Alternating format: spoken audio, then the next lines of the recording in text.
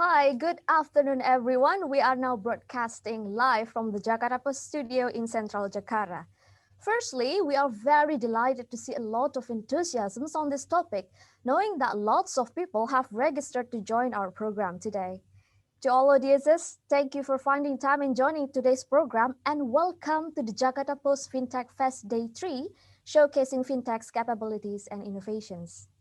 My name is Indah Oktavianti. I'm a journalist for the Jakarta Post, and I will be your MC for today's program.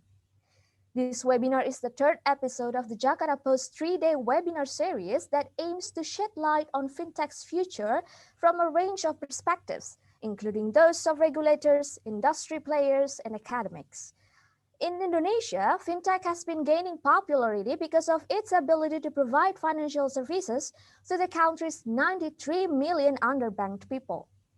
Digital payments are also driving growth in Southeast Asia's digital economy, bringing expected value up to 1.1 trillion US dollar by 2025.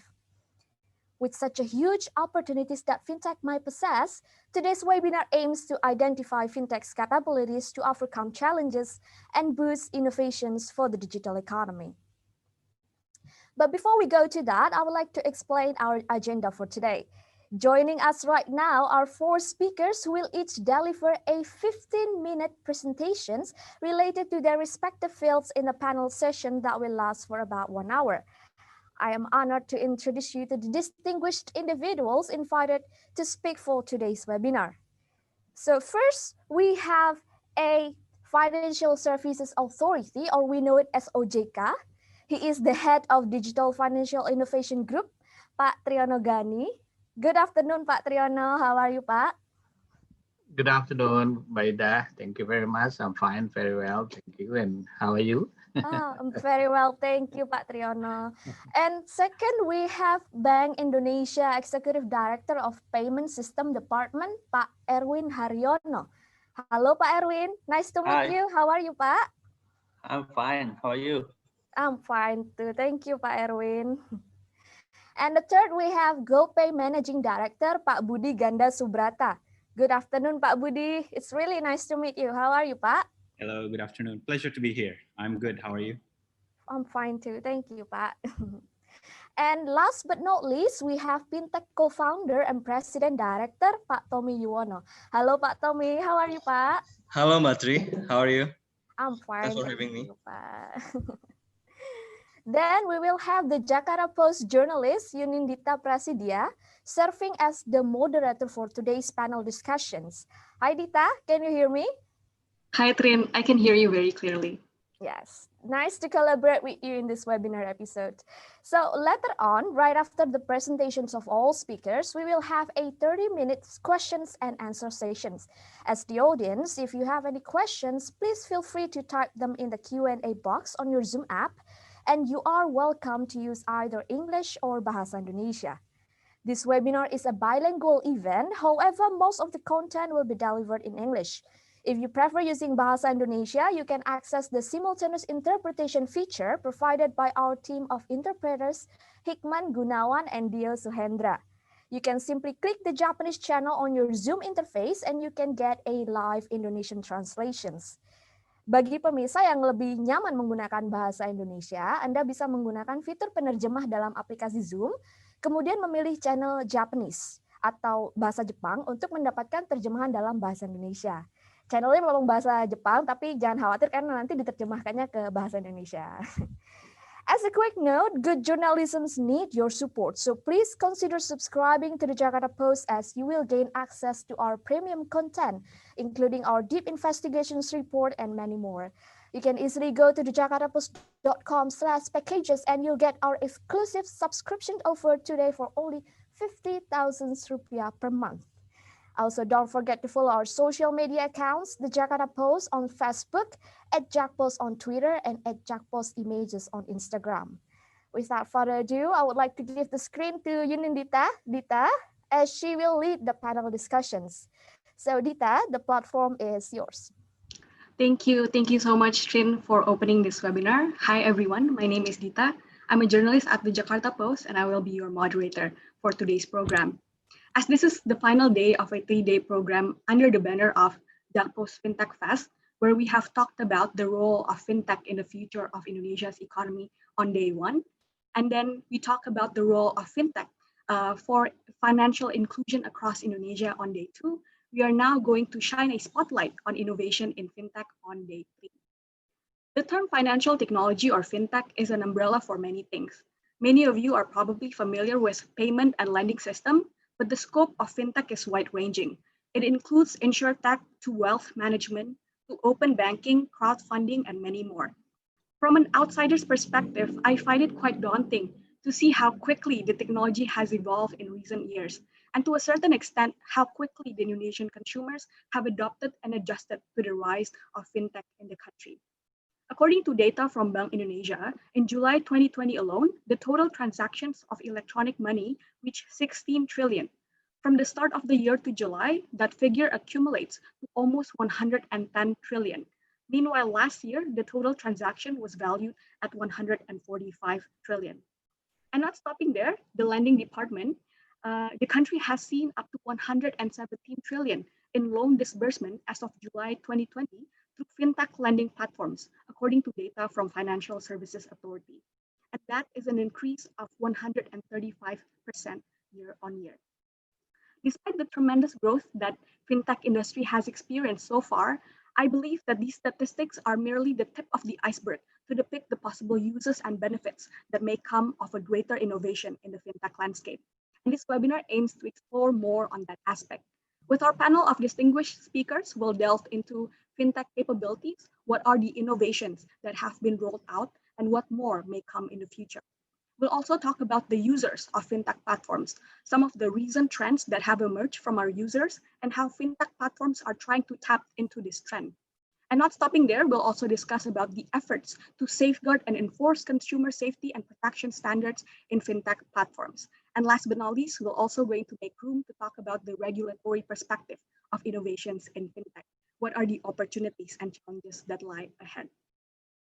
So without further ado, I'd like to welcome our first speaker, Triyono Gani, Financial Services Authority, Head of Digital Financial Innovation Group. How are you, Patri?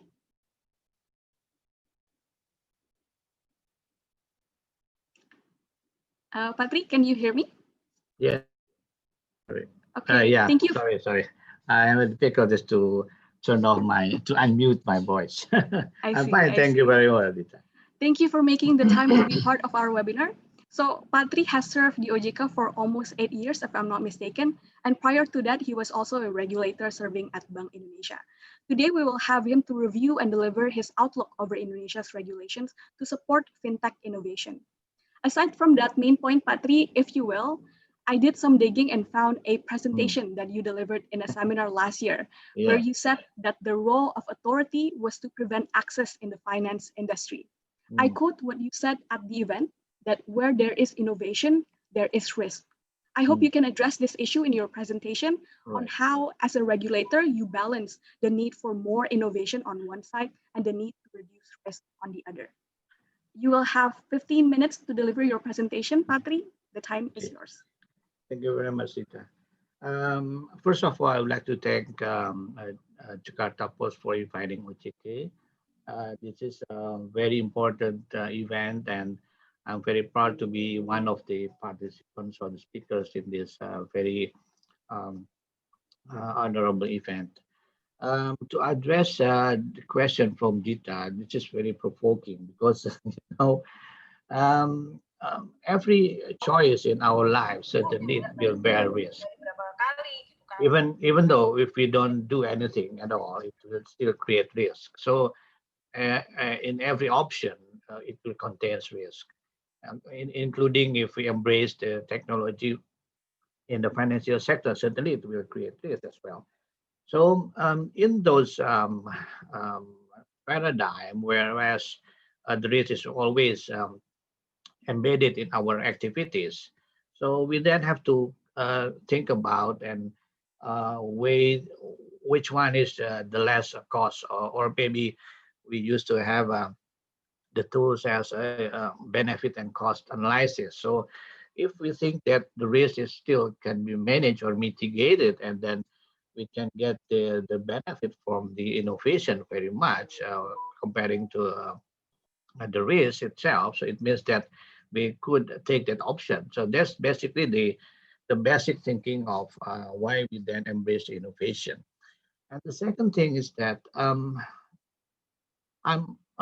my post as the head of digital innovation in OJK is only for 1.5 year or maybe almost 2 years now. But I see a lot of things because of the future of financial sector. Maybe is now in my department because of there are a lot of new things and collaboration also happening between the fintech and also the financial institution. It means that in the future state of financial sector, there will be collaboration between fintech and also the traditional financial institution. And on the other hand, for those who are not collaborating with the fintech, they're also upgrading their skills and their capabilities to adopt the innovation. In short, the technology is the answer to the future. So that's basically the thing that I learned when I hold this position as the head of innovation in JK. So if I may go through this presentation, please go to the first. Yeah. Um, I would like to share the experience of OJK. This is a very good information and also experience to share with all the Indonesian people and also the authorities around the world, because I think we have learned so many things. OJK approach to the innovation is very to me, it's very right portion and also direction as well. Because of when we found the innovation came to the fintech industry, to the financial industry in 2017, we developed the first regulation on P2P lending. So that's the gate for embracing more technology into the financial sector. Because after that, we then issue some other regulation that I would like to explain later on. But basically, we are opening our mind. The most important thing, the milestone, is that we hold the sandbox process. And we also set up the fintech center in OJK. Why we develop fintech center? Because we think that fintech is not business as usual. If we hold everything using the same licensing process, the same process, it means that fintech will be treated as business as usual. So in OJK, it is not the case because we developed the new channel for the licensing process, we new channel for the communication, we built new channel for the for the engagement to the public. So it means that we develop brand new system to handle this innovation. That's why I think I'm very proud to say that, and this could be the lesson learned and also could be shared as well to our colleagues in ASEAN. So because when I see that the level of development in ASEAN is not the same. Indonesia probably mostly the most advanced market, probably I can say that, because we also are have a very huge size of market, but the variance of the fintechs as well is very vibrant in Indonesia. So that's why I'm saying that Indonesia is very important, at least or the most important market, fintech market in ASEAN. How we handle this or why we handle this fintech, not only because of this is the future of financial sector, but the fintech itself should be closely monitored, because not all the fintech idea is also good for the society.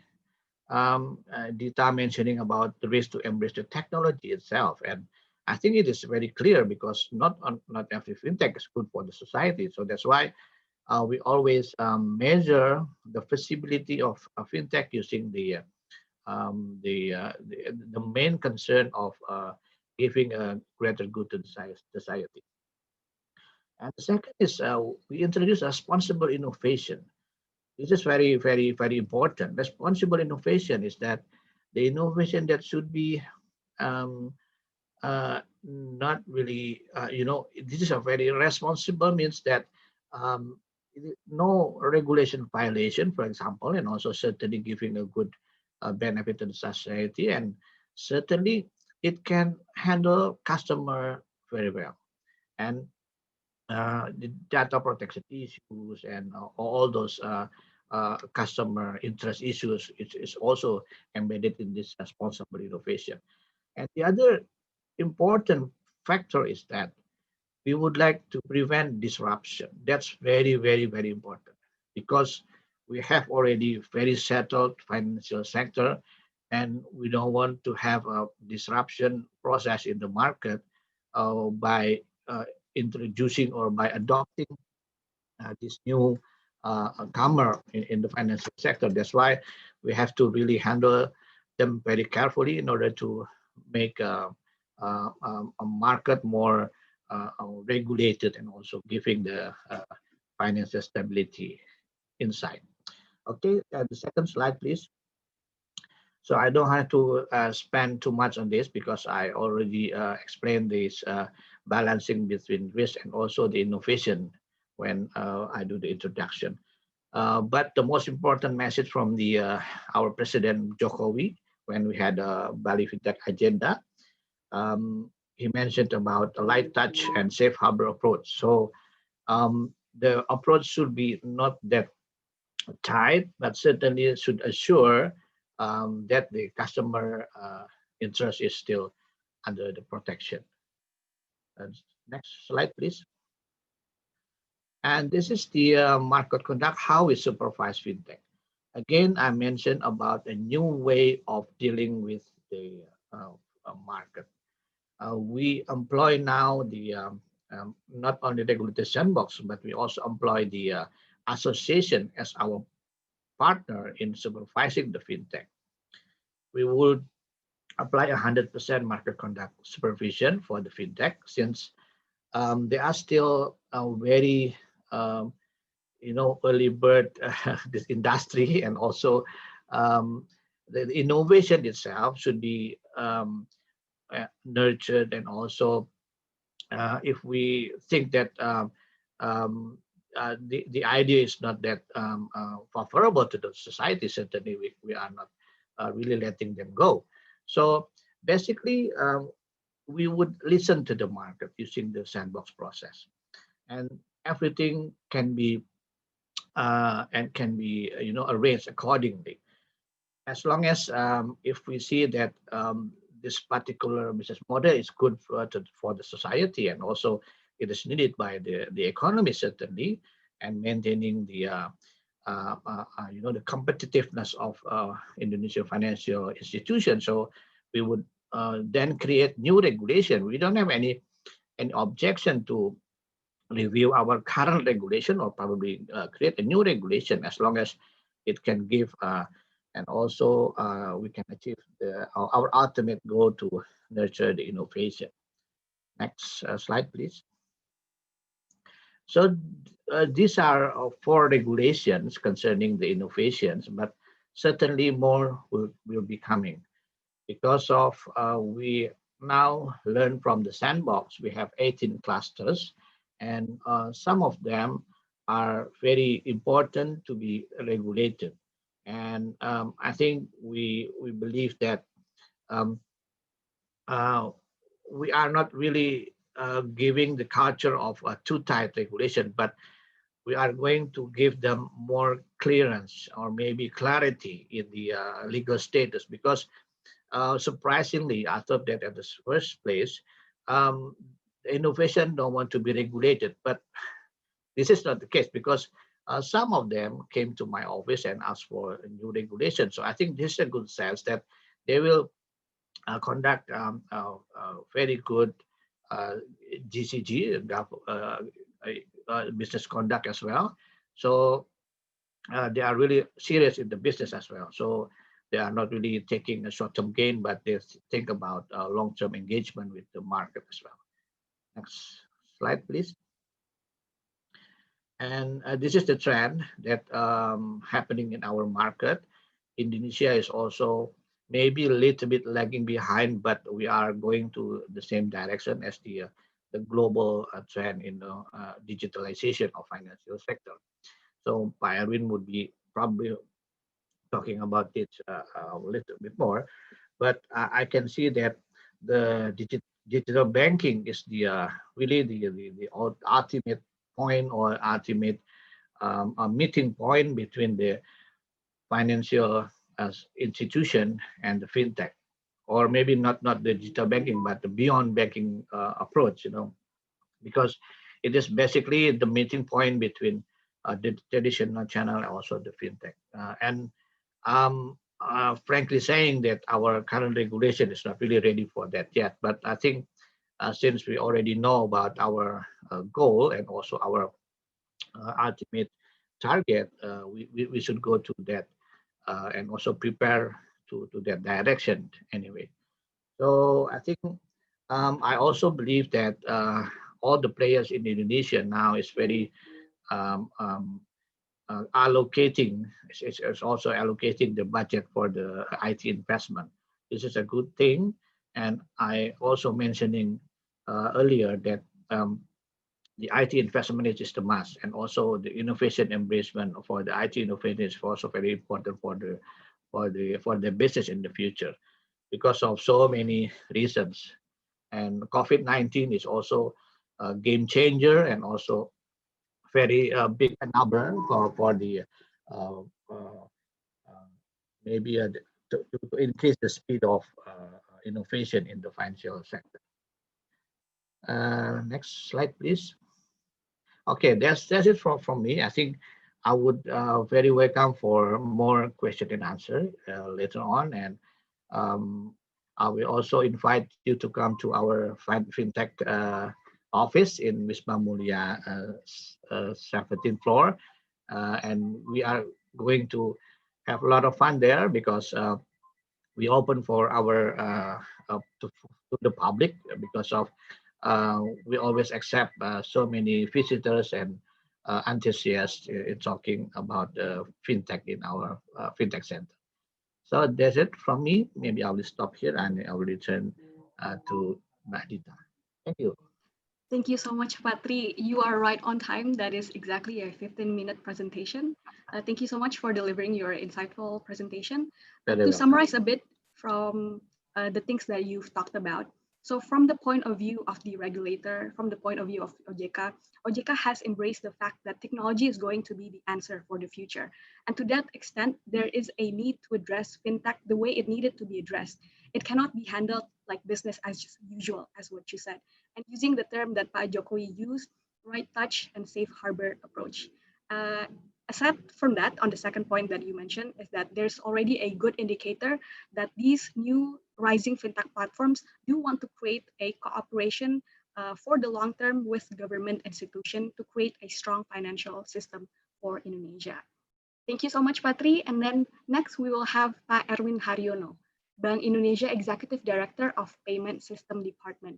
How are you, Pak Erwin? I'm good. Hi, Dita. Hi, everyone. Hi. Hi, Pak Erwin. Thank you for joining our webinar. So Pak Erwin has been working for Bank Indonesia since 1994, and he has Yeah, I dealt with know it's too long, actually. Your commitment is really inspiring to see, Pak. So you've dealt with a lot of issues ranging from handling economic policy to strategic management, as well as to the international department. Today, Pak Erwin will cover topics including but not limited to the regulatory support for fintech innovation, the licensing processes, as well as public-private partnership to boost fintech capabilities and innovation. As a quick question, Pak Erwin, before you start, maybe you can answer this at the beginning, just to give the audience a picture of how the fintech landscape have changed in one short year. I'd like to know your thoughts on how you have seen things changing during the pandemic. Because in a seminar last year, you mentioned that fintech has eroded the conventional banks' businesses, while also questioning whether the conventional banks have done enough to go digital. So what's the relationship like today from your perspective? Are there more collaborations rather than competition as of recent? You will have 15 minutes, Pak Erwin, to address the question as well as to deliver your presentation. The time is yours. Thank you so much, Dita. Thank you, Jakarta Post, for having us here. It's really a good timing to talk about this. But I prepared some presentation, but I will first answer your very important question. I think I should answer this in today's perspective when Pak Triyono rightly mentioning today, the COVID is really a casting point, right? It's a game changer, but it's actually a blessing in disguise, I should say. You clearly cannot imagine if the fintech is not here today, right? With all those restriction in the mobility, you really cannot go to the shops to buy your essentials, right? Now we have the e-commerce. Now we have the e-payment. So I think that's a real contribution. We have Tommy here, we have Budi here in GoPay. I think they really made a great contribution to the economy. You really cannot imagine how deep the economic downturn today if we don't have those digital economy today. So I think that's really a good start to discuss this issue. And I would like to discuss this not only in terms of fintech. I would like to bring this innovation into a more broader things like the digital economy that we have to build in this economy. So let me start with my. I think hopefully I can answer your question. About the collaboration, I really happy to see the collaboration today. For example, if I go to Pak Budi's platform, the GoPay, and then I would like to top up my GoPay, for example, I can use my account in several banks, say in BCA, for example, and using a very convenient tools there. Behind that is the application of the API, application programming interface. So the collaboration between non-banks, here the GoPay, cash in point, and BCA, for example, is really there. So I should say that the digital transformation is right here right now, and I think COVID really saw us that we should be thankful to this, because otherwise things will be much worse than today. So yeah, let me thank Pak Budi and Pak Tommy for their great contribution to that situation. Yeah, let me go to my presentation if I may. So perhaps we can go directly to page 3 of my presentation. Here we will see the case that sorry, it's a bit boring about the numbers. You know, I'm basically an economist, so I do the boring things. So here we see that the Indonesian economy is minus 5.3, right? So this is very unfortunate, right? But if you look at the panels on the right hand side, the ADB says that if you look at the long-term growth of Indonesia, it's still very optimistic. Even today, he said that we will grow at the rate of 5.2, but with digitalization, we will have more growth, which is an additional 55%, and that's big, I think. If you look at, this is the infant industry, just Pak Triyono just mentioned just now. So additional 1.5% growth is big for Indonesian economy, because Indonesian economy is really big. And then look at those sectors in the left lower of this presentation. Almost all those sectors really grows, and at the very right, we can see the payment. The increasing in payment is really encouraging. It's really encouraging, and that's good for the country. Dita mentioned in the very beginning the growth rate of e-money, for example, and then followed by the digital bank, and that's really happening now, right? So then the question is really, how can we go from that good situation into a better situation, which is at the end of the day, you really have to contribute to the economic of Indonesia. So here, I think I should go directly to page number 5, Pak Bayu, if you don't mind. So in the page number 5, this is Bank Indonesia response to the situation. So we have contemplating in this issue since 2 years ago, and then last year we launched our version, what we call a Blueprint of Payment System Indonesia 2025.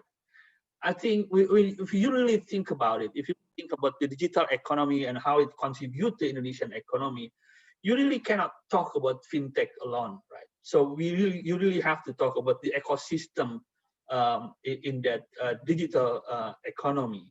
So here we have the new approach to that policy. Before we have regulation on fintech, we even have what we call national payment gateway. But I think since last year we changed a little bit. Yeah, we think that our approach should be more comprehensive. So here we go.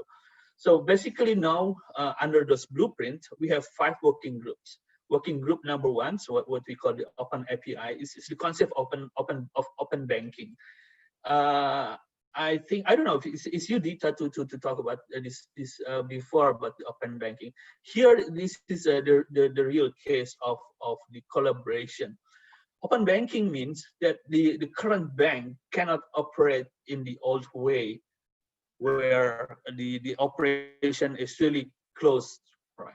They have to open up their business, and then the easiest way to do that is by making an application like API, application programming interface. So I mentioned the examples of top up using my GoPay and BCA account, right? So behind that is the API. So we standardize the open API for payment, because Bank Indonesia now has only payment.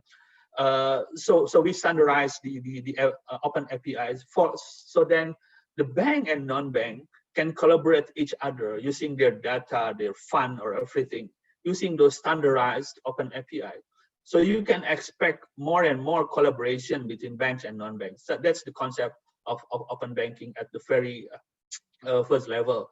So now we have the national working group consists of Bank Indonesia and Association of Payment System in Indonesia, banks and non-banks, and hopefully in the near future, I think next month we will have the standardization of the open API. So hopefully then the collaboration even more going forward. So and then I can move to the second working group, which is the infrastructure of payment system. We will change everything there. So we will have end-to-end approach. At the very end, we will change our current clearing system into what we call BFAS, Bank Indonesia Fast Payment, which is really fast, so real times. So in the middle, we would like to build, we call it IPT, Interface Pembayaran Terintegrasi, or UPI in English, Unified Payment Interface. So we will have an interface where all the instruments can communicate each other. So it's even more easier for people to use their payment, whatever their account is, whatever the instrument they have using this IPT or UPI. In the front end, we will have the QR, as probably you may well aware. I think our view is for the future, people will use mobile for their payment. So the QR is really important there. So we standardize the QR. So all the QR payment now in Indonesia should be done by QRIS. QRIS stands for QR Indonesian Standard. This is a really good thing. So we launched this CRIS last year, 17 Agustus last year. So now it's only 1 year. Now we have 4.7 million merchants in the system, and 90% of those merchants are micro and small merchants. So street vendors already there as well. So this is a good thing. So so altogether under this working group number 2, we will have a new platform, new payment system, which are 24/7, real time, and hopefully near free, hopefully free actually. So that's really important to really boost. And behind this is all about the digitalization of payment that can impact other digitalization of the Indonesian economy. I should move faster. So now we move to the working group number 3. Basically, this is FMI, financial market infrastructure. We will build a world-class financial market infrastructure. We will build CCP, trade repository, electronic trading platform, and so on and so forth. We do have now, but not really internationally standardized. So we'll use the international standard to build an even better financial market infrastructure. Working group number 4, we will talk about the data. So I think data is really important in when you really think about digital economy in a country. So when we have all those payment infrastructure, so basically we will capture all the payment data there, right? And then the question, how do you do it with those important data? We call it a granular data. So we are now thinking of to build our data hub using the data coming from the payment, all the payment starting from the front end decrease in the middle end of this UPI, as well as the back end, which is the BFAS. So all the data will be held in this data hub. We are now in the process of having more and more big data analysis on that. So this is important. So the basic things in this working group is that we are trying to build a public infrastructure of data. So everybody can chip in and use those. Of course, there will be a limitation by the consent of the consumer and so on. But the idea is to have a public infrastructure in data. So we have the public infrastructure in payment in working group 2, and then we have the public infrastructure of data in working group 4. Lastly, in working group number 5, we will change everything in terms of regulation. You will be surprised that today we have 135 different regulations in payment alone. So that doesn't make any sense. So we will change everything. Hopefully, the end of the year, we will have one single payment regulation. Will be principle based, and then from that we will have branches, but not as many as we have today. We will be principle based. Will be very supportive to the innovation and so on and so forth. We even have a concept of reclassification of the players. So basically to boost the innovation in digital economy.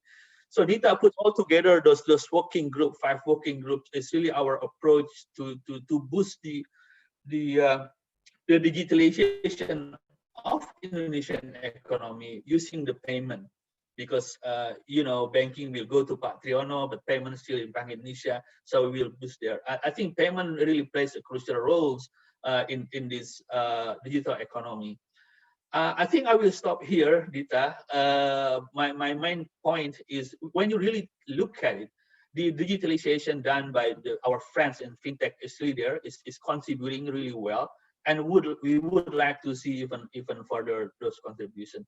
But those innovation can be done not only by fintech but also by banks. Remember, we still have 85% of industry in a bank format. So they also have to have a digital transformation somehow. So we grow together, both bank and non-bank, to boost the economy through the digitalization, and hopefully this is our contribution. I will stop here, Dita. Thank you. Thank you so much, Pak Erwin. So to quickly summarize some of the points that Pak Erwin has brought to the table, Pak Erwin mentioned that the COVID-19 pandemic is actually a blessing in disguise for the Indonesia's economy. In some sense, the financial technology platforms that we have right now acts as a buffer, where without it, the economy will contract even deeper. And projecting to the future, the ADB report that you've also mentioned has estimated that adopting technology will help to create gains in GDP growth for the country. Aside from that, Pak Erwin has also signaled that there will be a greater push for banks to open up their businesses, and also a simplification of regulation, among other changes that will contribute in creating a more resilient ecosystem while we're trying to embrace an era of digitalization. Thank you so much, Pak Erwin. And now I'd like to continue to the next speaker. So after we have heard from policymakers, we will proceed to learn more about innovations in fintech from the perspective of the industry players. Here with us today, we will have Pak Budi Gandasoebrata, GoPay Managing Director. How are you, Pak Budi? I am good. How are you? Pleasure to I'm be. good. Thank you so much for joining us. So as an introduction, Pak Budi, and also I'd like to introduce your role at GoPay. I'd like to quote the bio that you've put up on your LinkedIn profile, if I may. Sure thing. So he summarizes his work as building the groundworks for Indonesia's e-commerce space through innovation in the payment industry. So Pak Budi, the word innovation has been used a lot.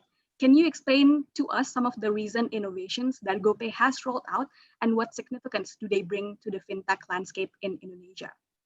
Thank you. To start, I think what we're proud of in GoPay is that our mission from day one remains unchanged. What we're trying to do is essentially try to provide solutions to our users, essentially to provide or to solve whatever daily problems that they have, especially in payments. So what we are trying to do is essentially try to cover all the different use cases, especially in payments, so that user can easily pay without having any difficulties or frictions.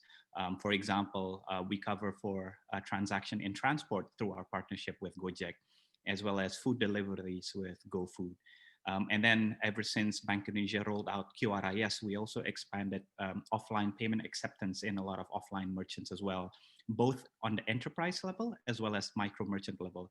So now you see GoPay being accepted in large F&B and large retailers, as well as small mom and pop shops and warungs in a lot of these canteens and others as well. However, we also see, like, in terms of innovation, we want to make sure that we cover some of the use cases, especially given that we are in a very unique time. So what we are seeing today is that there's a lot of shifts in customers' behavior, starting from having to transact offline, now moving to online. And also people are a bit more restrained when it comes to spending, and they see more also on investment as well. So that's why, like, a lot of the things that we do is, one, we try to help our merchants how to accept transactions online. I mean, we have solutions such as Sally through our partnership with Midtrans as a payment gateway, which is like also fintech to fintech collaboration as well. But we also have, I mean, we recently launched Go Investasi, which is also try to cover some of the use cases, especially on investment. Other than that, we have bill payments, we have movie tickets. So essentially all the different use cases we try to cover. And I think it's all under the ethos of that what we're really trying to do is solve the daily hassle of our user when it comes to payments. That's a very interesting point, and I'm going to ask more about Go Investasi because you've already mentioned about Go Investasi in a bit.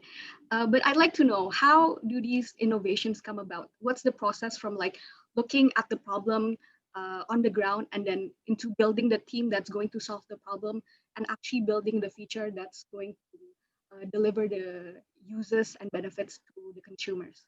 Sure. So I think the thought process, normally we try as much as we can to listen.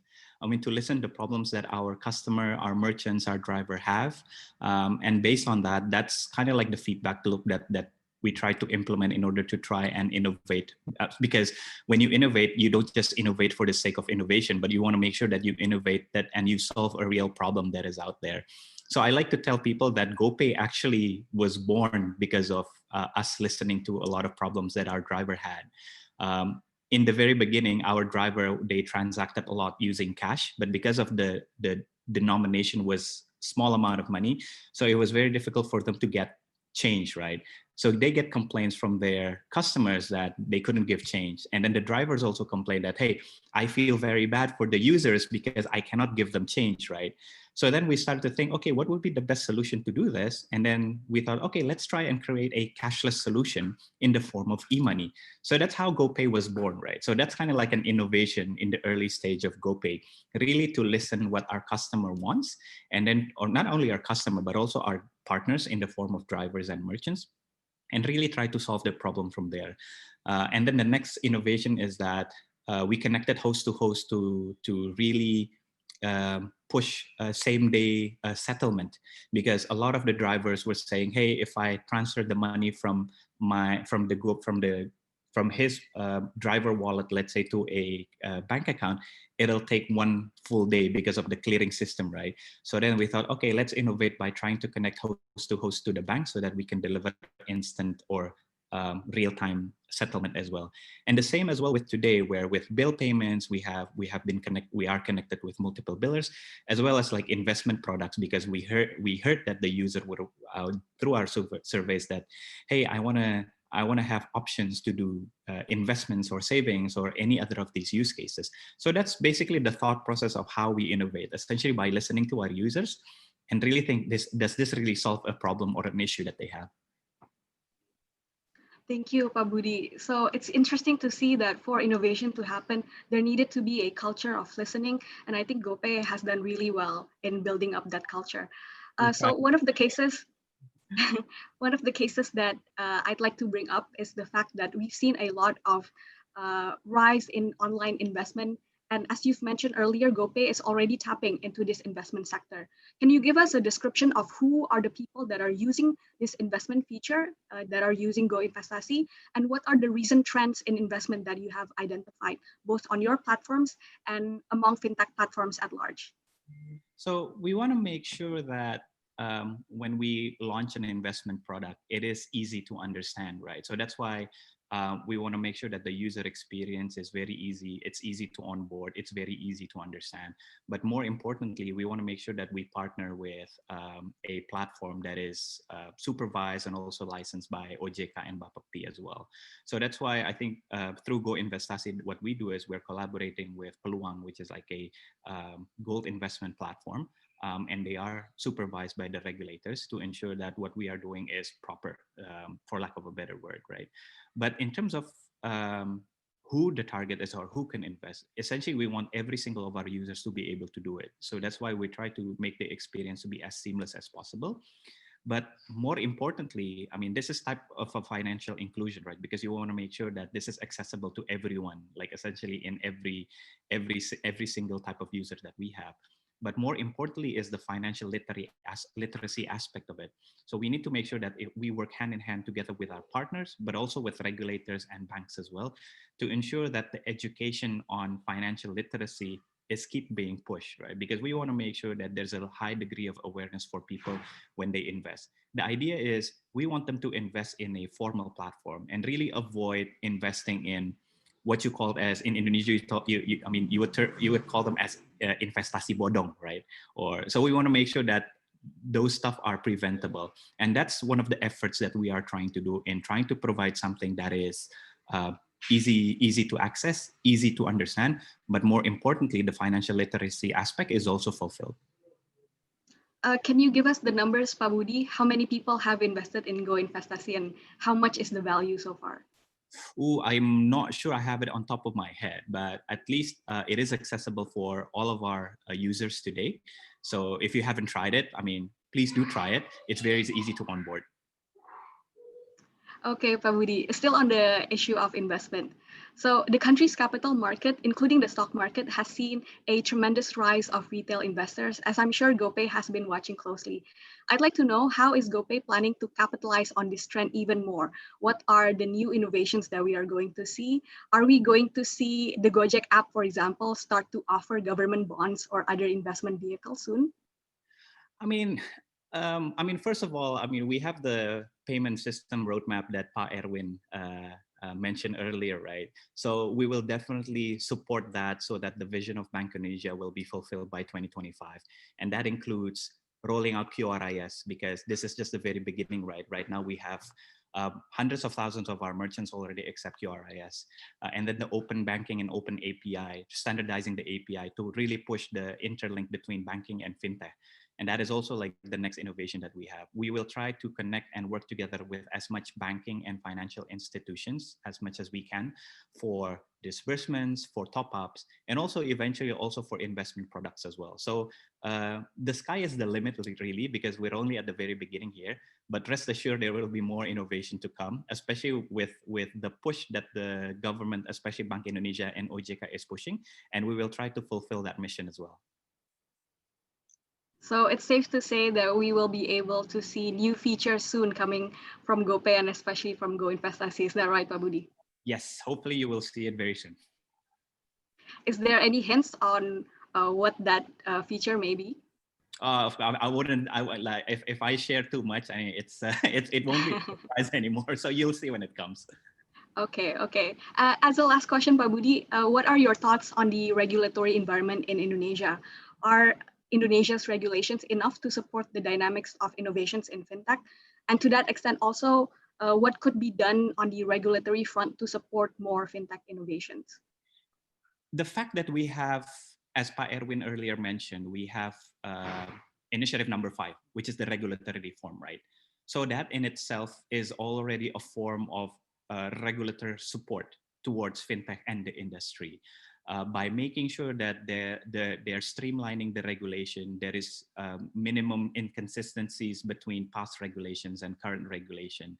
And there's a lot of discussion as well between the industry and regulators through association, through ASPI, which is the Payment Association of Indonesia. So that in itself is a support that is already given by the regulators today. So there's a lot of moving parts, and that's why we're really looking forward on the new regulation that is going to be issued by the end of 2020.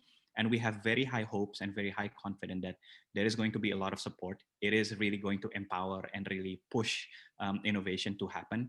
The fact that more and more terms being thrown like integration, API, standardization of API, cybersecurity, data, it shows that there's a lot of progressive thinking from both Bank Indonesia as well as OJK to really push innovation, especially between banking and fintech. As Pa Erwin rightly mentioned, and also Pa Triyono rightly mentioned, I mean, innovation does not come only from fintech, right? It also comes from the bank. So hopefully hand in hand together, we will be able to complement each other and really to work and fulfill the mission of what the regulator has today.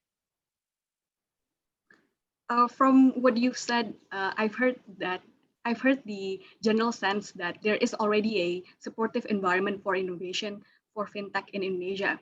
My question is, so what's the biggest challenge for innovation that you've faced as of late? The biggest challenge is, I mean, there's a lot because one, since we are operating in a heavily regulated industry, right?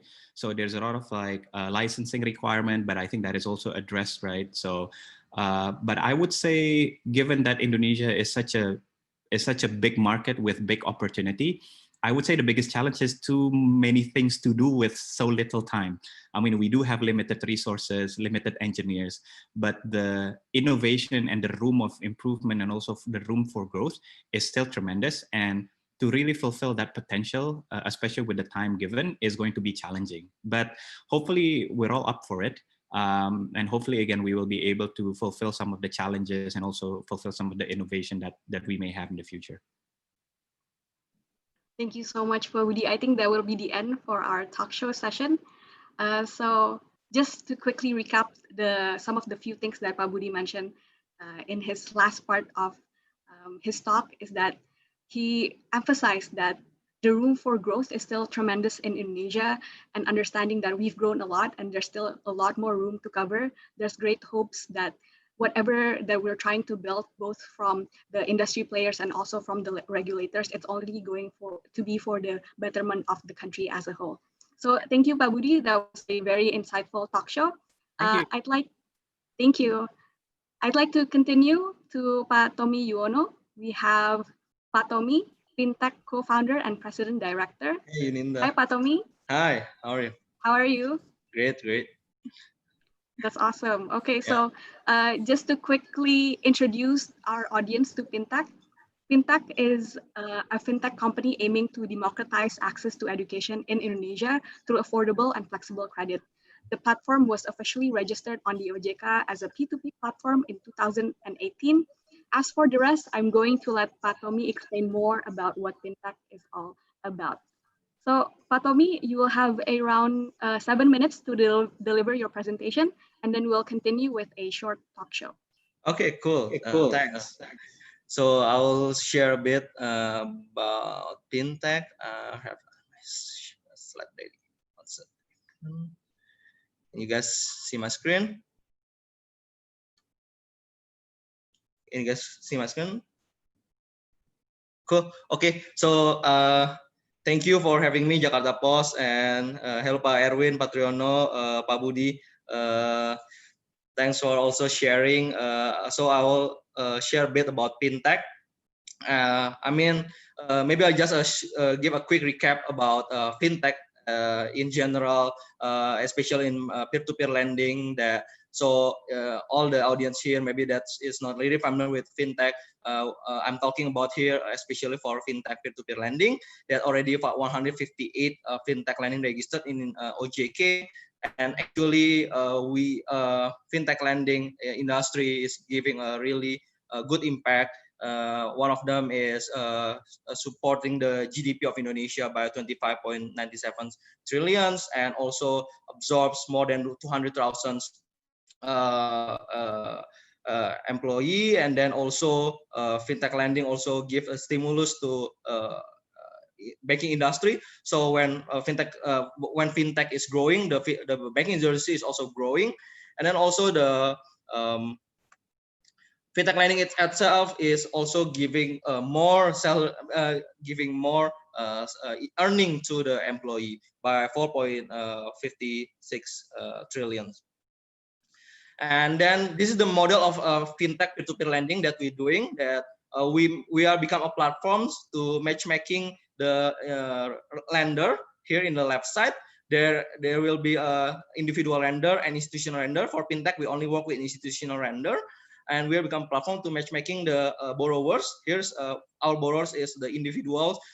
There's parents and also students, and also medium and small SME. And for our case, is the school or education institutions for when they're borrowing for their education's need, basically. Or in example, for the school is for their renovation, or they want to do a teachers training and so on. So we're coming with the problems in the in education industry itself, that we see from 58% of the labor having eligibility of the education is below the mid school, and then also the 50% of the graduate is not matched with the requirement of the industry. And there is from the SMK, the vocational schools, we hope that is matching the education needs, but it's actually contribute 20% of the pengangguran. So yeah, this kind of like the problem of the education sector, and also our human resource sector. And we know that we always saying the bonus of demography in 2020 to 2035. There's a productive age when we have more productive age, but if it's not supported by a good education, it's gonna be actually more problems, because we have productive age without a qualified education that don't have earnings. It's going to be a burden for the country itself. And we see in the problem of infrastructure in Indonesia, there is around 8% class in Indonesia is broken, and then only 67 of schools having their library, and then only 23% of the schools in Indonesia in the K-12 segment have the science laboratory. So it's reflected, because it's only 0.1% if we see on the big four banks. The loan book for education sector is only 0.1%. Why? I mean, it's clearly like, I mean, I'm also, my background is from investment banking. I'm from the financial industry, so I know that for you to take the loans, you need to have collaterals usually, right? And the collateral for is like risk. It's not executable collateral if the school want to take a loan. And in example also, the parents or the students, they don't have collaterals. And then usually the conventional is not predicting the future of the cash flow of the parents or of the student itself. And then the requirement to take the loans is not easy, because the bank need to be really prudent. Like they want to know the legal body. It's usually foundations. They cannot take a loan. They need to have a certain established years, or in like minimum age to take a loans. And when I'm really focused in this education loans, we know that actually this segment, you need to really have a really deep down knowledge for the education sector, you need to know their need, you need to know their capability. How is by actually collaborate with the edtech, collaborate with the with the system informations that used by the schools, or actually also having collaborations with the job giver, or like the job agency or the LPK, the training center, to actually absorb the graduates so they can have an earnings, so they can repay their loans. It's actually compound the problems with this COVID-19 pandemic. I would say that when right now people need to have the online learning, they need to do a PJJ, pembelajaran jarak jauh, and we know that the parents is get impacted. Also the education industry itself, they get impacted. They have decrease in their earnings and income. So that's why we coming with the product of fintech student and fintech institutions. I can give you just a short explanation. So fintech students, we have 3 products: is a regular, pro, and instance. Basically, regular is the installment product. Pro is actually when we give them the grace period.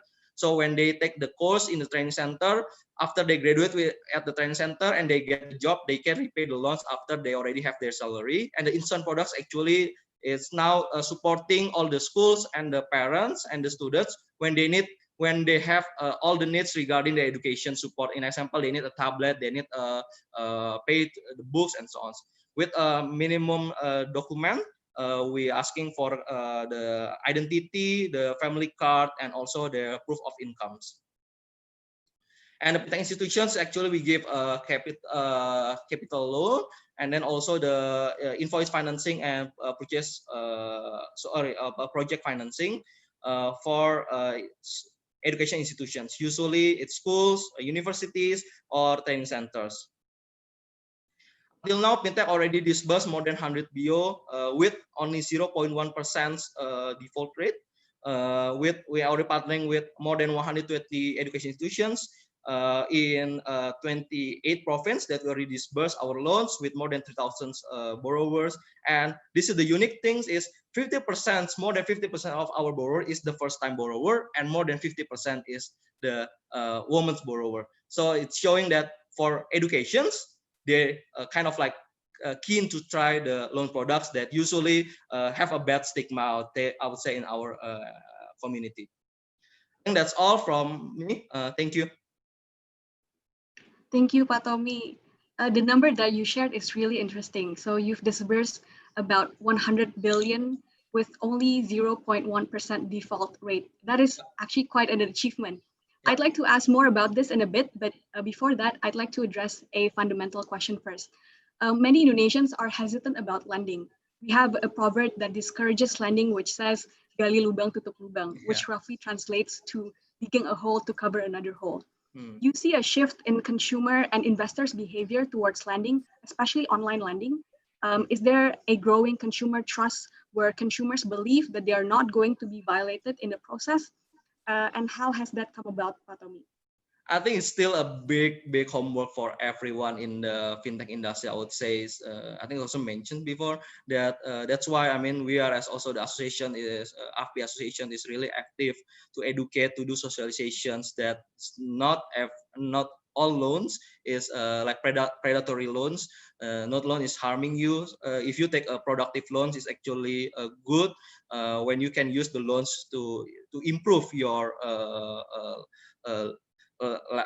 living level, or it can actually improve your income, it can improve your productivity. So it's the answer is, it's still a big problem right now. The trend is it's improving, I would say, but it's still a big homework for everyone. And now to the 0.1% default rate. I think what's interesting about education loans in the fintech landscape is that the fact is the product is intangible. It's not like other consumptive loans that borrowers use to purchase a car or a house, for example. For those two things, you get to keep the physical assets. In the case of education, if a borrower doesn't finish their degree and encounters difficulties in finding a job, that can result in difficulties in payment. So I'm interested to know, how do you evaluate potential borrowers? What is the credit scoring system like? Okay, so for our credit scoring system, actually we are look at three dimensions. So the first dimension is actually the capability of the payers. Basically, usually it's guaranteed by the parents. So we see the cash flow of the parents. We see if the parents can pay the repayments. We see their capability. Basically, it's usually also predict by the traditionals or conventional lenders. But there's also another two dimension. Is first we see the motivations and the motivations mostly of the students, and then the third dimension is we actually see the quality of the education institutions. Look, the reason is we actually know that for educations, people already usually budget or already have in their budget actually around 20 to 25% usually in the whole household. So it's actually they already have the money, but it's only the cash flow problems. But the problems happens when actually they drop out, or the school or the education institutions is not giving the good services. Like in example, when this pandemic is happen, the training center or the English center, when you usually coming there, they close, right? So you don't have the physical interaction. You need to have the online. Most of them or many of them are not satisfied with the online learnings. So usually when they drop off, of course, that if you not receive the value of the goods that you pay, then you stop the repayments, right? So that's kind of like the source of the default. And we also always disburse the money directly to the schools. And we always partnering with the schools to disburse the loans. So I think that's kind of like the secret sauce, I would say, of our 0.1%. Uh, your answer actually transitions smoothly to my next question. So understanding that the pandemic has largely disrupted the education process, I'd like to know how has loan disbursement or loan growth been affected amid the pandemic? You see a trend in which people are reconsidering enrolling in university or other courses, as many are not seeing that much benefit from online learning. Okay, maybe I think from what I share, maybe it's only like really small percentage of the whole ecosystem in educations, right? This because I mean the social the educations about the education loans is also not enough. I would say many people still don't know there's an education loans and so on. But I think generally for us, we see that first we slowing a bit when the pandemic strikes in I think around March, April, something like that, because we are only a platform, right? So our lender is also kind of like uh, uh, more careful, I would say, on giving the loans basically. But and the second one is actually the schedule of the student to take the university or enroll in the university is also pending, and there is also it's not huge, but there is also some of the portion are also taking a like kind of like gap year, or they're not taking the informal and so on. So it's a bit affecting, I would say. I see. Patomi, I also would like to hear your thoughts on the existing regulatory framework in fintech. Has it been enough to support innovations for fintech especially? And what has worked and what could be improved in terms of regulatory framework to support fintech innovations? Okay, I think I would say OJK having a really good job. I would say I think I don't know I can share or not, but I think we keep reviewing the regulation itself, and they also hear like all the players who we can give our input on the regulation and so on. I think the regulation is play.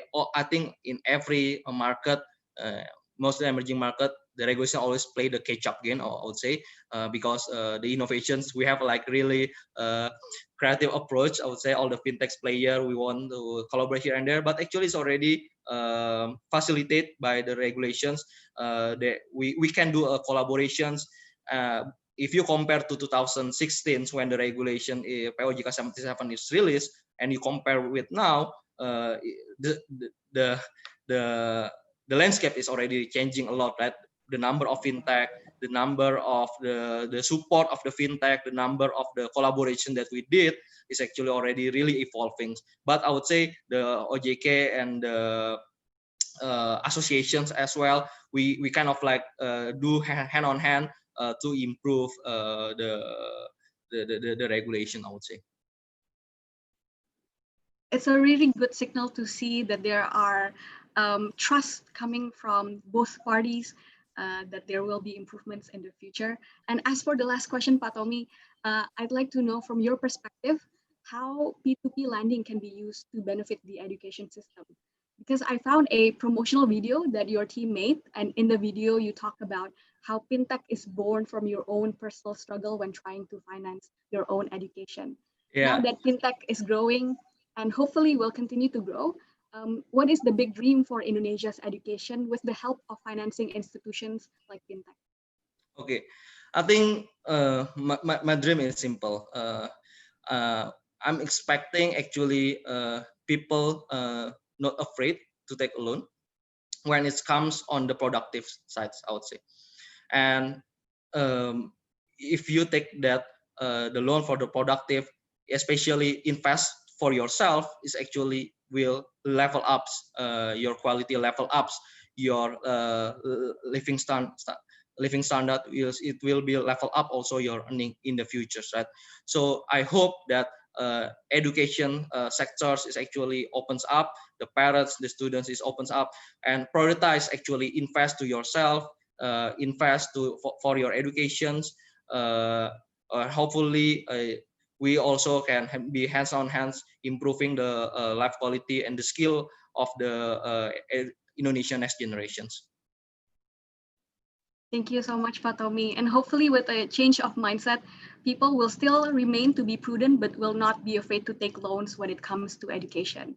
Yeah. So that will be the end for our talk show session. I've learned a lot from our discussion. And with that, the panel discussion session is over, and we will continue to the question and answer session. I will hand over this platform to my colleague, Rin. Rin, the platform is yours. Thank you very much, Dita and panelists, for the wonderful insight. We are now opening our Q&A sessions, and it seems like our participants have sent questions throughout the running of this program. So we will try to go through as many questions as we can. So first questions, it would be directed to Pak Triyono. Agatha Jacqueline asked that the number of IKD or Digital Financial Innovations player that are recorded at the OJK in June, if I'm not mistaken, it's only like about 86 IKD players, right? So it's relatively less compared to the beginning of the year, and some of them might have passed the regulatory sandbox. But what kind of business licensing that do they get now after passing the recordations process? So maybe this question can be addressed to Pak Erwin as well. So I would like to have Pak Triyono first to share his answer regarding to these questions. All right, thank you very much. This is very good questions because so many journalists and also fintech enthusiasts. According to the regulation number 13, that the first engagement with the IKD or the fintech is through giving the recorded status. So keep in mind that recorded status is not really the licensing process. This is the status that allow them to join our regulatory sandbox. So when they granted the recorded process, we will have several discussions and also visitations and so many activities inside the regulatory sandbox, certainly under the agreed scenario. And after that, we will, if they pass the test, because the sandbox is basically the review process. If they pass the test, the review process, we will prepare a new status for them. How can we prepare the new status? Is through new regulation if necessary. Because if it is still deemed as would be accommodated by the existing regulation, so we don't have formulate a new regulation, but otherwise we should think about issuing new regulation. That's basically very huge challenge for us because you can imagine that 80 clusters, 86 participants. It's not within, we have to do using our scale of prioritization and so many aspects that we should consider to determine whether that one particular class will be our data. There are 4 clusters that have members quite numbers, and as well the scale of the business is also very significant. I can mention 4 clusters. The first is information aggregator. The second would be the informative credit, innovative credit scoring, and the third would be the project. The public can easily predict what kind of regulation that we are preparing now. So at least we still have to deal with them first, and then we deal with the rest later on. So that's the step that we would follow.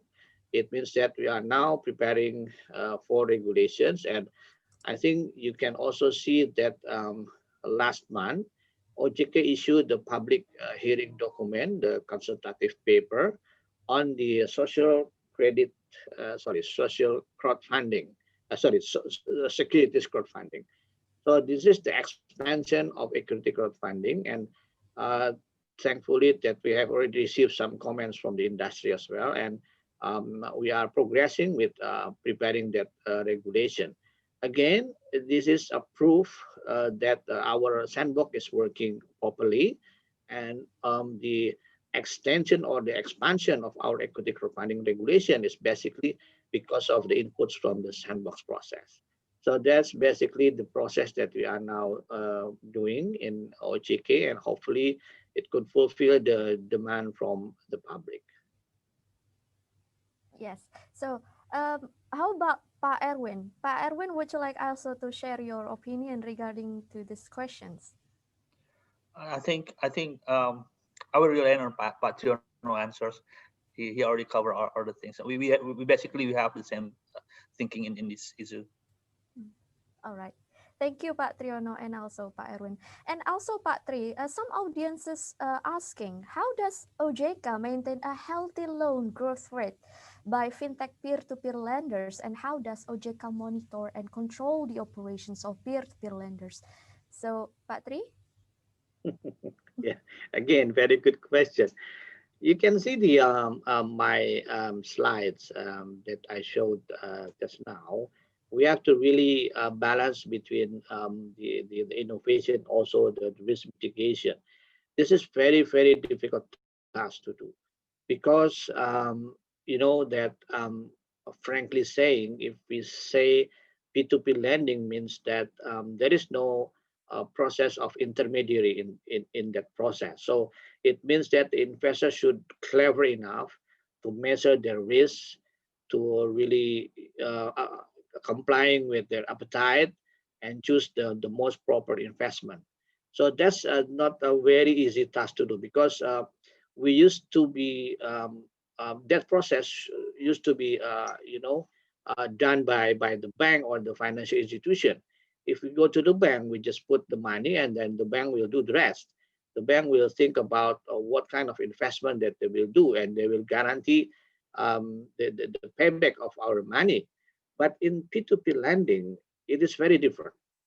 And the investor should have clever enough and also have a capability to measure whether certain project is very risky for confirming with their risk appetite. So this is the challenge with the P2P lending. And again, this is a new business model, and it's just introduced since 2016. So it means that it's now in the market for around 3 years now. So we're still learning, basically, not only OJK, not only the fintech platform, but also the investor. So they're still learning how to deal with managing the risk using the P2P lending. But very lucky that some business model is quite safe and secure. So, for example, Mas Tommy is mentioning about the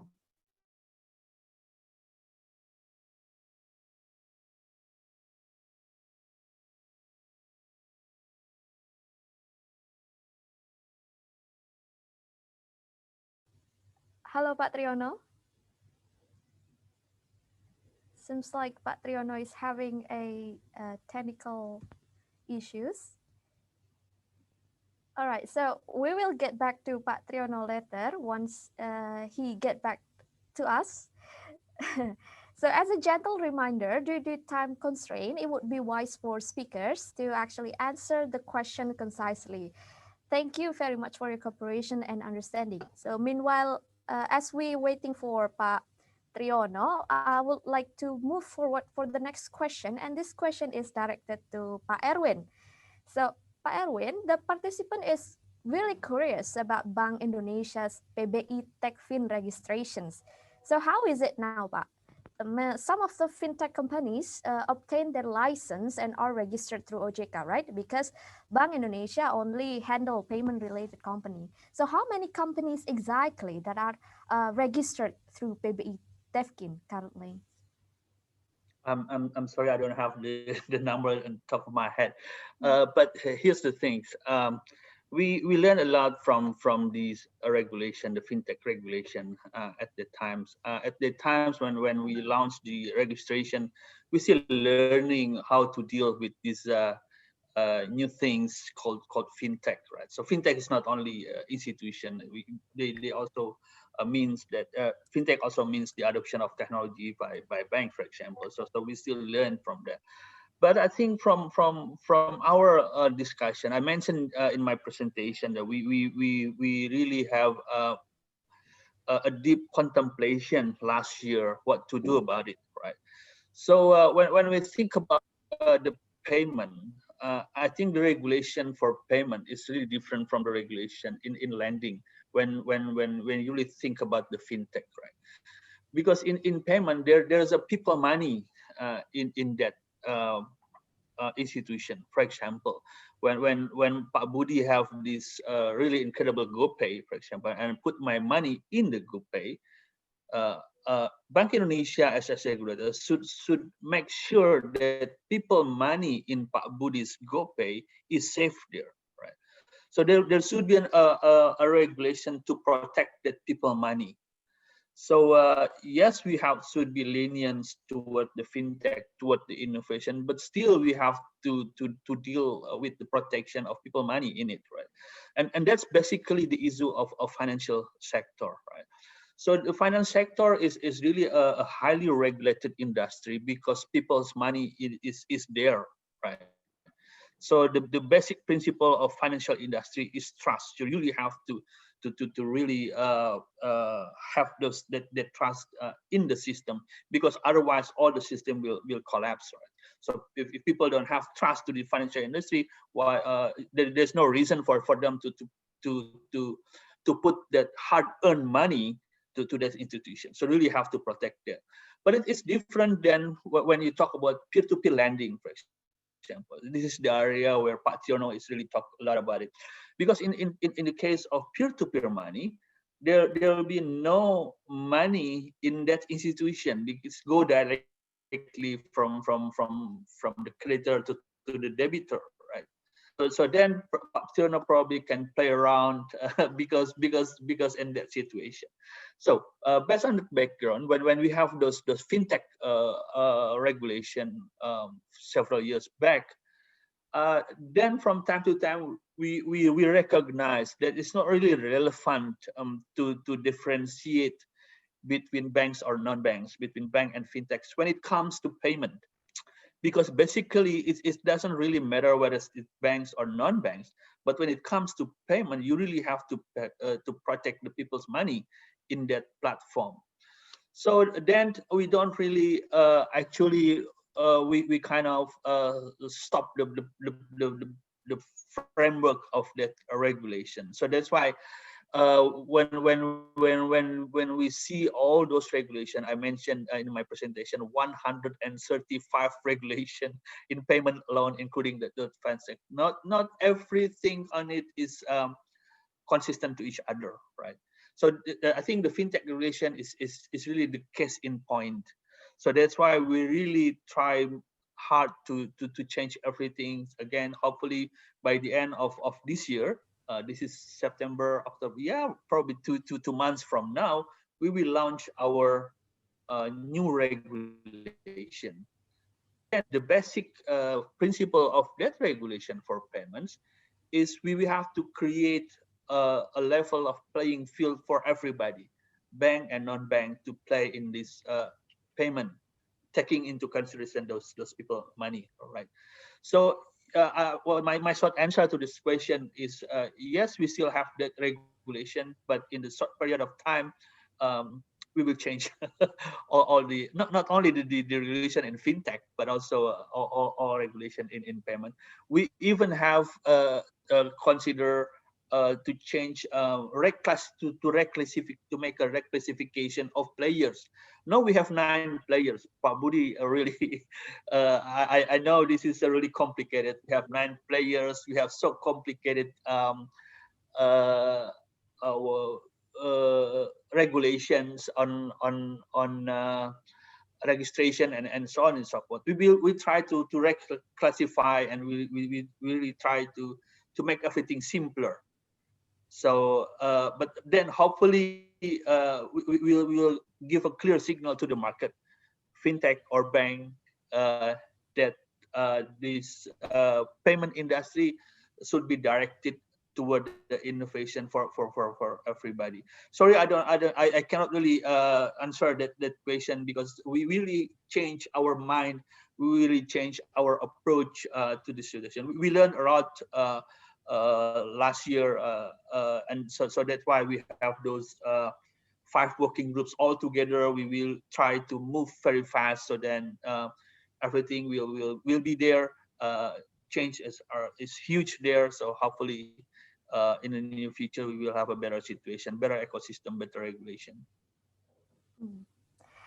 However, nevertheless, how do you see the digital payments in Indonesia? Do you see whether Indonesia will see the rise of this kind of trend that will lead to higher usage in the society, from consumer to public facilities, similar to what we have seen in developed countries like US or China? I mean, like, if you do see like that, what needs to be done, in your opinion, Pak Erwin? That's a really great question. China is the case in point, right? When you look at, for example, Alibaba, for example, Alibaba is really a good case in point. You have Alibaba as a platform for e-commerce, right? So they have Alibaba as a e-commerce, and then they move to Alipay, Alibaba as a payment, right? So then they have the data from the e-commerce, they have the data from the payment, and then they create another business, which is the lending to the SMEs. I don't remember the exact number, but I think it's about 500 billion US dollar loan to the SMEs using those platform, right? And then they go even further to money market, for example. So in that case, the digital transformation through Alibaba in China is really interesting, but and for good things, right? Because it gives innovation, it gives more access from people to the financial industry. But then the problem is, as many cases in other countries, winner takes all, right? So there's a monopoly of the business, because when I don't know if you're familiar with the terms "too big to fail" in the financial industry, right? Because a firm or bank is too big, so then they cannot fail because it's too big, right? In the case of Alibaba, it's too big to fail not only in finance but also in the real sector, because they have the e-commerce, they have the financing, they have the payment, they have everything. There's a term, a good term on that, the single point of failure, and that's really dangerous, right? People talk about the shadow banking in the case of China, but to be fair, the digital transformation is really helped by those Alibaba case, right? So then we really learned about the case in China and learned that first that payment is really play a crucial roles when you really think about the digital transformation of a country, as the case of Alipay. Right? Here in Indonesia, we can see that all those digital payment is already in the ecosystem of the digital economy. Pak Budi, for example, with his GoPay, really play a big roles in the development of digital economy when the GoPay uh, going into those ecosystem when GoPay can really conveniently used in the ecosystem of e-commerce and so on and so forth. So the payment is really crucial when you really think to build this ecosystem for digital economy. So, but not payment alone. Lending also important. So I think if you ask me, I really keen to see a national strategy for digital economy in Indonesia, not only in fintech bank and non-bank. So we really have to. Probably I will suggest the next webinar is how to build the national strategy for Indonesia. Why? Because I myself, I really believe that the future of the economy is the digital economy. So we live in a world where everything done by platform, thanks to this mobile, right? But we don't have the strategy. We don't have the national strategy for that.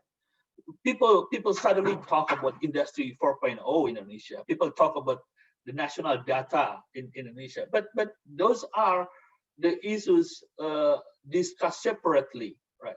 We don't have a complete picture in terms of strategy, right? So if you really think that the digital economy is the future of the economy of Indonesia, let's come together and really discuss this as a national strategy. Payment is important, lending is important. I think data is important, and some other parts, and just put them all together. Again, I will suggest Jakarta Post to to have a webinar on that. Thank you for the suggestions, Pak Erwin. But there is also another questions, Pak, about fintech for cross-border money transfer. Maybe you can also address this issue. Yeah, that's a big issue recently. It has been discussed in the BIS Bank for International Settlement. It even discussed in G20 and so on and so forth. Here's the case. So if you really think about the cross-border payment, it's really inefficient. I used to be in office of Bank Indonesia office in New York. So if I make a transfer from New York to Jakarta, it cost me around $30, and it took about 10 days, right? This ridiculous, right? So it's segmented, it's even monopolized, it's inefficient, and it's not transparent, right? So then suddenly people come up with a good idea. If you remember the Libra from Facebook, right? He said that it's really nice when they said that it's inefficient. This doesn't make any sense. So they come up with the solution. They create the currency, which is Libra, which is the ecosystem. And then with that ecosystem, you can transfer everywhere for free. Just like you send a message, a text message, for example. Sending money is just like sending a message in terms of digital world. Right? So then people really worry about it because all those disruption. So now they really think about we have to have globally a new framework for cross-border payment because of those fundamental problems, right? Indonesia also joining in that discussion, but it is a good thing to move. But you also have to think about it in the point of view of national issue. We really have to think about it.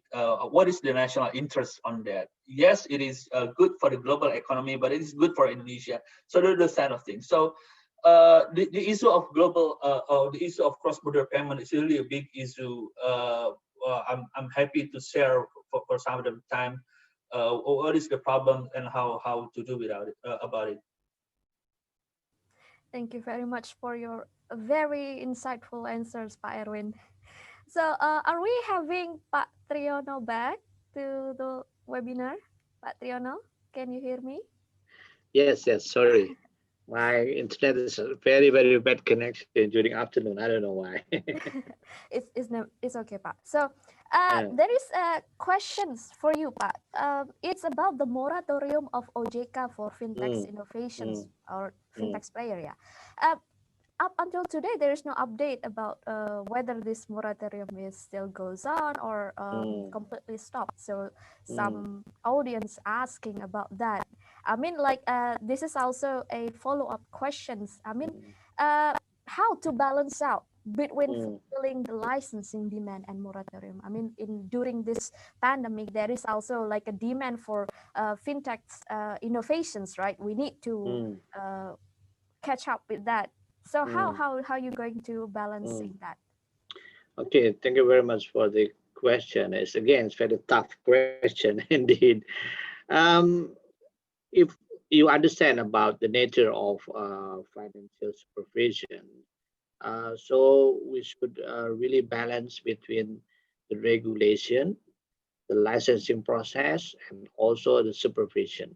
So we cannot really disregard one of that. We should have those three at once. So it is very important to complete all the requirements for the 3D sector. So I'm just asking this based on the OCHICA point of view, not the market point of view. So if we measure about what kind of capacity that we should have, certainly it will require so many resources that we should empower or employ in our supervision sector as well.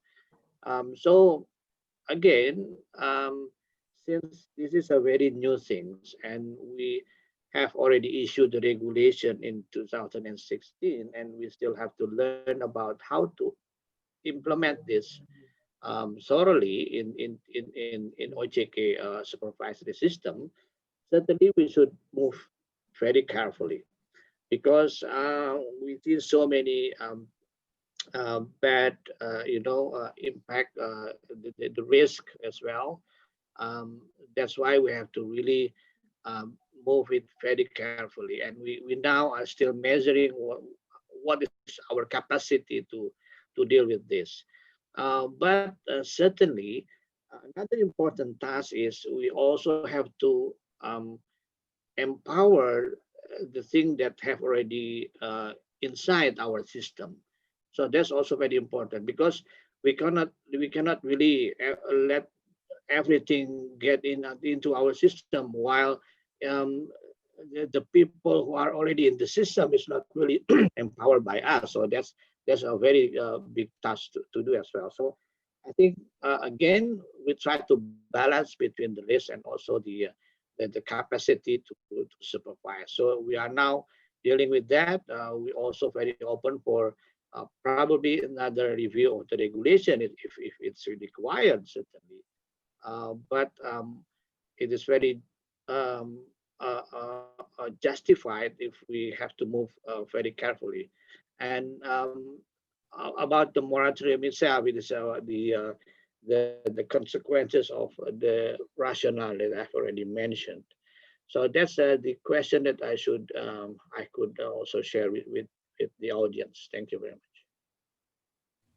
Thank you, Pak Tri. So before we proceed to the questions for Mr. Pak Budi and Pak Tommy, I would like to ask one question for Pak Triyono. One last question, so Pak. So many questions directed to Pak Triyono. But So, Pak, unfortunately, you my mentioned internet connection is not really allowing me to. All seems right. like Okay. many people Sorry. are interested to you, Pak. So you Mm, mentioned earlier that there are plans that OJK will issue four mm, new regulations to govern the mm, sectors mm, or clusters under mhm, OJK IKD, right? So what are the mhm, considerations that do usually OJK take into account before mm, issuing new regulations, yeah. especially considering that there are a lot of fintech sectors today that have been introduced to the Mm, public? mm. Sure.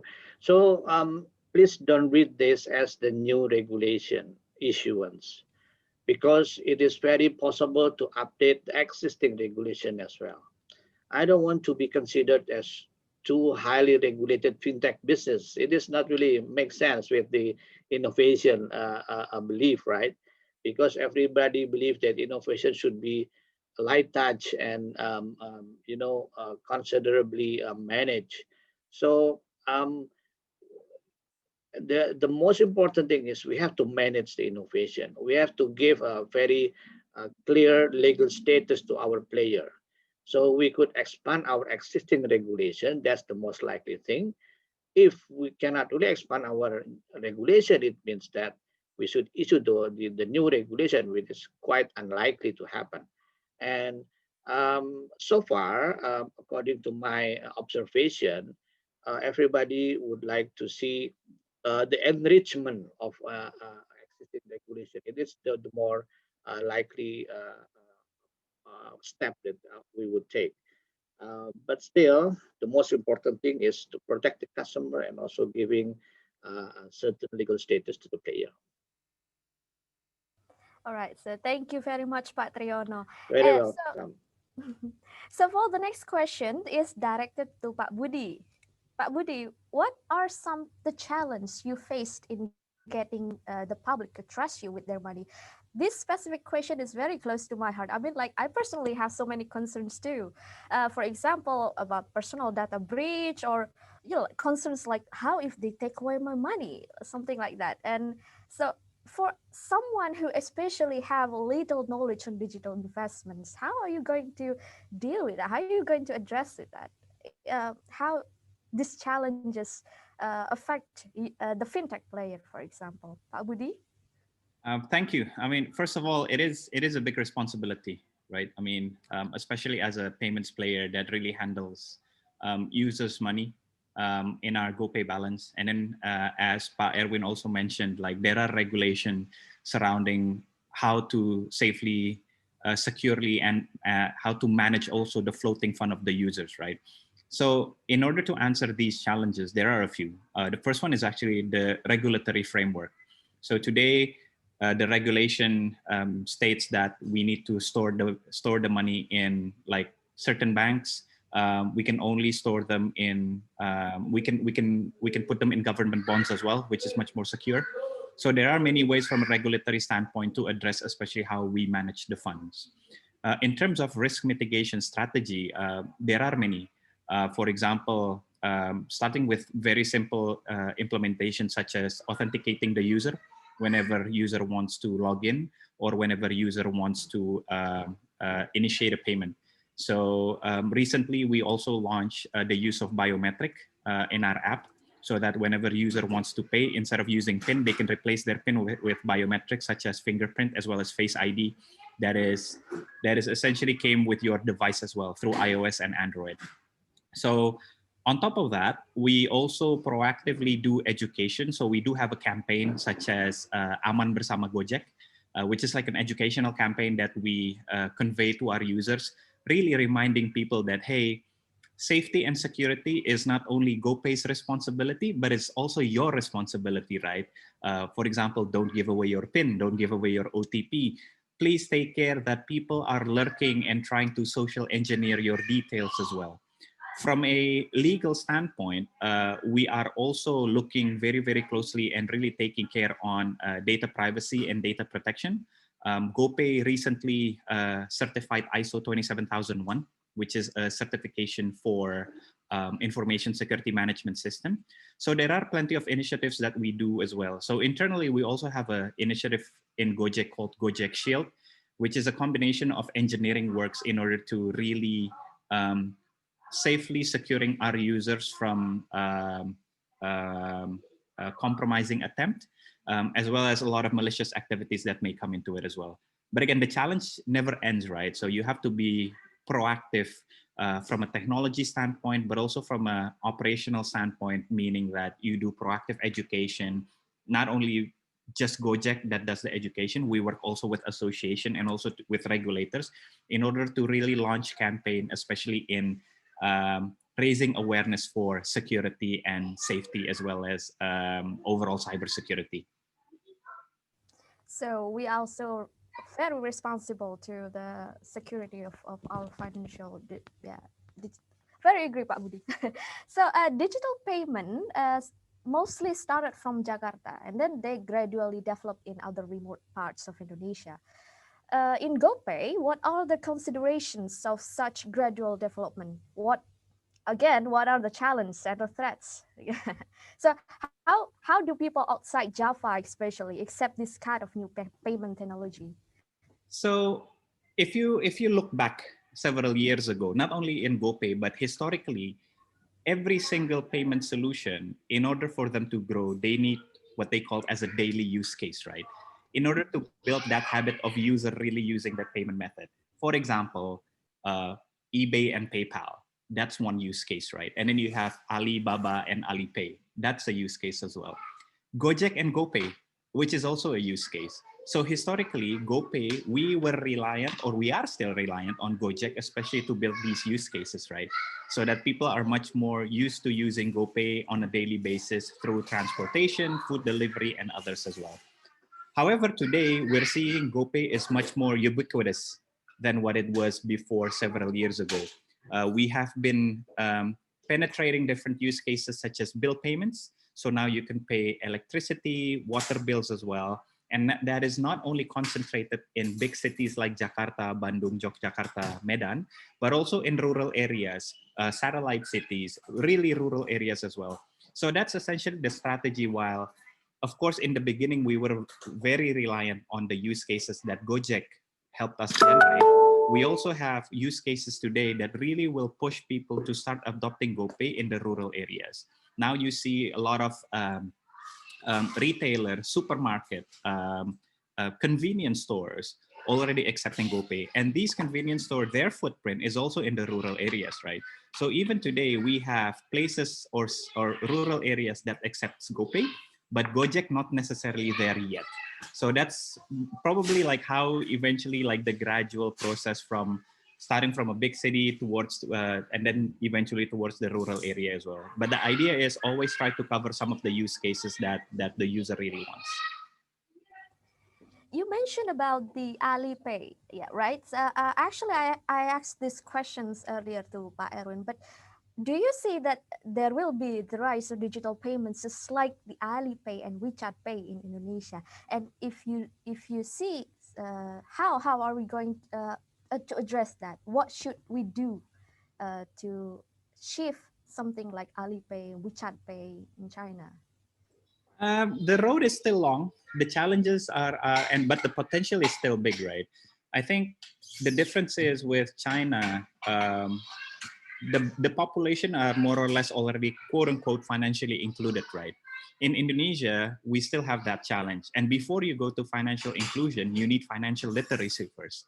So that's why it's our responsibility. And when we say our, it's not just GoPay, but also the other industries as well, bankings, financial institutions, regulators, to really push financial literacy so that people are much more aware, educated on some of the formal financial product, and then therefore they will be financially included. And then after that, because Indonesia is such a unique market where smartphone penetration is already quite wide, right?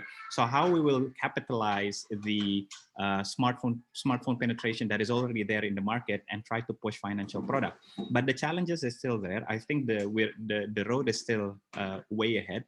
But I believe with the collaboration between banking, fintech, regulators, we will be there. I'm pretty sure that not saying that there's going to be like a major player like Alipay or WeChat Pay, but I think more on the adoption of digital payments and in digital financial services for Indonesian citizens as a whole. Thank you very much for your answer, Pak Budi. So the next question will be directed to Pak Tommy. Pak Tommy, some participants want to know about peer-to-peer lending. If they want to be investors at peer-to-peer lending platforms, how should they analyze potential lenders, especially maybe their repayability?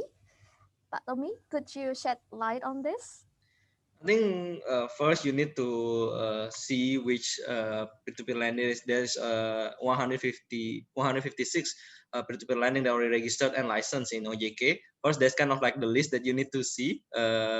You only invest to the one that already registered or licensed in OJK, and then after that you can see actually we have the obligation to give the transparency. We show our TKB 90 is actually our success rate to repay the loan to the lenders after the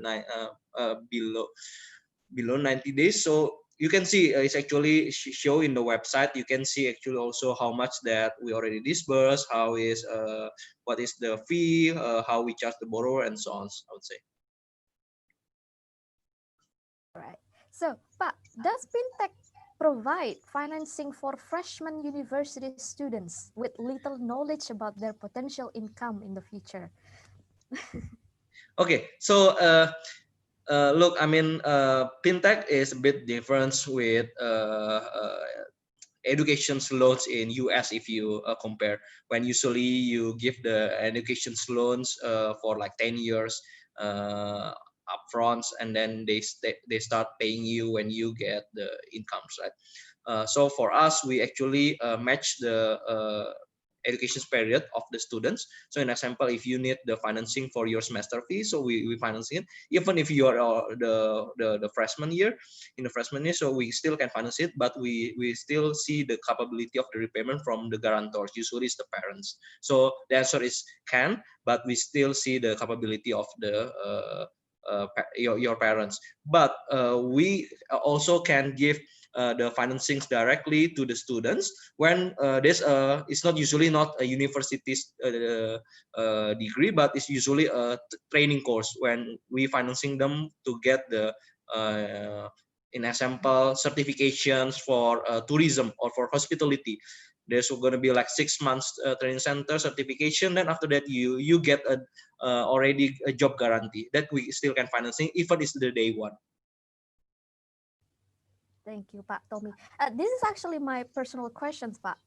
If I'm not mistaken, Pintek is in the process of obtaining a permit from OJK to create a Sharia compliant loan, right? In order Yeah. to partner with pesantren and Islamic Yeah. universities. Yeah. Yeah.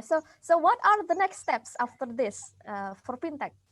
So I think we will get the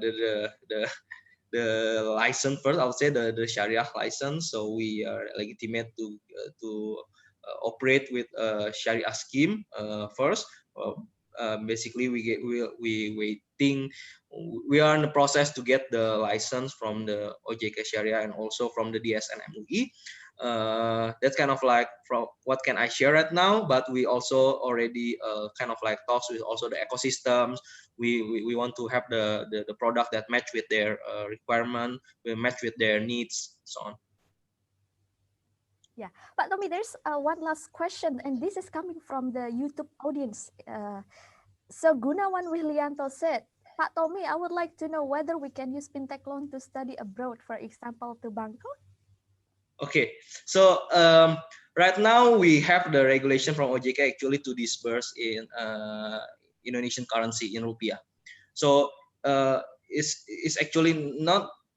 It's not like we cannot give you financing if you want to study abroad, but it's actually also the matter of we need to have the first we need to have the partnership with the schools, and then it needs to be disbursed in rupiah currency. So in Indonesian currency. So that kind of like the I would say the restriction. So right now we cannot doing that directly to finance you or give you. Of course, we cannot give you the money directly. We always disburse to the schools directly, but we cannot pay it in the Thai baht. Right? We need to pay in rupiah. So, but there's some case when we are financing people who are taking course or college in Indonesia, and then after that they go directly to study abroad in Australia or in Malaysia. Usually that kind of a diploma or college degree, they still can do it in here because there's an agency in here, so we can still disburse it. So if your university in Thailand having an agency or having partnership with Indonesian school, we can financing your study. Thank you very much, Pak Tommy. I'm sure that all our young audiences are really want to know about this.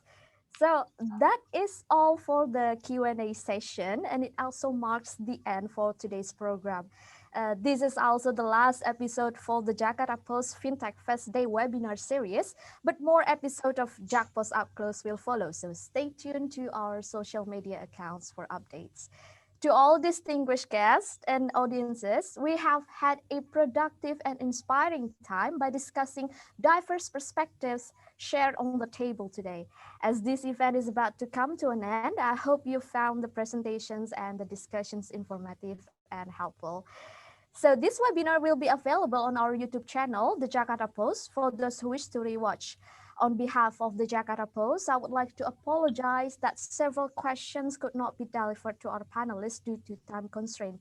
Nevertheless, I always thank you for your enthusiasms. So before we officially close this program, I'm going to invite all panelists and also Dita, you may join, to smile at their camera, and we will take one last photo. All right, so are you ready? Okay, I'll count to three. One, two, three. All right, thank you very much, everyone. One last note, good journalisms need your support. Please consider subscribing to the Jakarta Post and subscribe today for only 50,000 rupiah per month. You will gain access to our premium content and more. Also, don't forget to follow our social media accounts. So thank you very much, Pak Triyono, Pak Erwin, Pak Budi, and Pak Tommy. Thank you very much. And Dita, also all the audience. I'm Indah, signing off as your MC. Stay productive, but keep abiding by health protocols.